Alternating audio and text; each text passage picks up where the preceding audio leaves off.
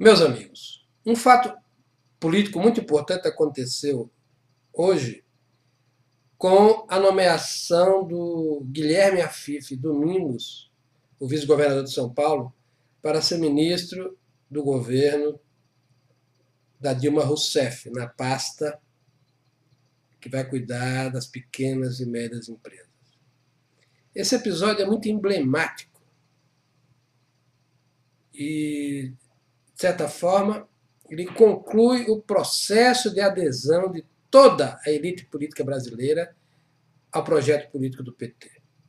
Praticamente não sobrou oposição, e a pouca que sobrou, em torno do PSDB, é porque essa gente foi poder um dia e hoje ainda tem alguns governos estaduais, notadamente do governo do estado de São Paulo.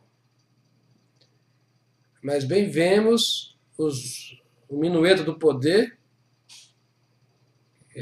com o PSDB, mais das vezes, apoiando o PT na sua trajetória. Mas eu quero voltar aqui ao episódio do Afife Domingos por dois motivos. Primeiro, pela pasta. A pasta que vai cuidar de pequenas e médias empresas.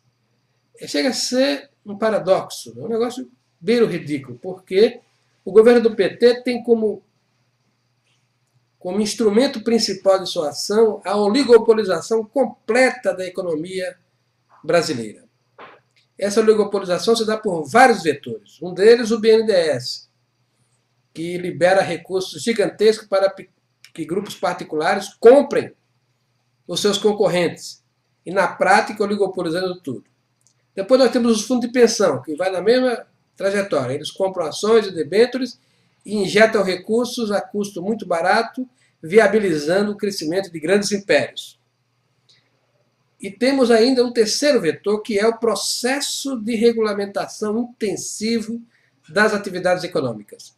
Esse processo encarece brutalmente o processo administrativo das empresas e faz com que o seu tamanho mínimo para sobreviver cresça bastante, o tamanho mínimo de suas vendas. Esse instrumento está destruindo as pequenas empresas. Quem observa sabe, quem é da minha geração sabe. Antes todo mundo comprava carne em açougue, hoje você só compra no Carrefour, no Pão de Açúcar. Todo mundo comprava pão na padaria do português da padaria da esquina, que desapareceu, agora você tem cadeias de padarias. Não é?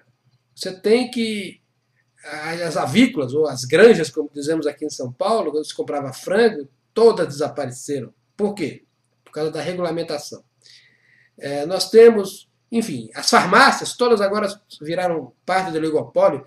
Os restaurantes de praça de alimentação de shoppings, que antes era o paraíso das pequenas empresas, agora é um parque de diversão dos grandes monopólios. A salada que eu como todos os dias aqui no shopping de São Paulo é propriedade de uma empresa multinacional. É assim. Pois bem, o seu Afife não se deu conta dessa contradição brutal. Ele vai assumir como se esse governo tivesse uma política de uma pequena e média empresa, e não tem. Esse governo tem uma política de destruir a pequena e média empresa, até como projeto ideológico, porque o PT sabe que o que restou de liberalismo econômico no Brasil está em torno dos proprietários de pequenas e médias empresas. Essa gente não depende do governo, ao contrário, essa gente é que paga a conta do governo e de todos os seus sócios pelos impostos. Mas essa classe de pequenos e médios proprietários está sendo dizimada aceleradamente. E agora o senhor Afife Domingos assume a pasta como um campeão dessas pequenas empresas depois da destruição, apoiando o governo que as está destruindo impiedosamente. Mas o outro ponto fundamental é que o projeto político do PT é um projeto socialista. O Afife sempre foi um homem dito liberal. Provou que não é. Aderiu ao projeto fascista, socialista do PT. Apoiou com entusiasmo. A gente viu como é que foi a criação do partido dele, do PSD, pelo ex-prefeito Gilberto Kassab.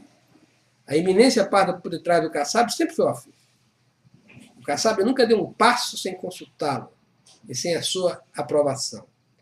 Então a crença do Afife é que não há mais retorno. Todos no Brasil viramos socialistas. Foi assim nos tempos do Hitler na Alemanha.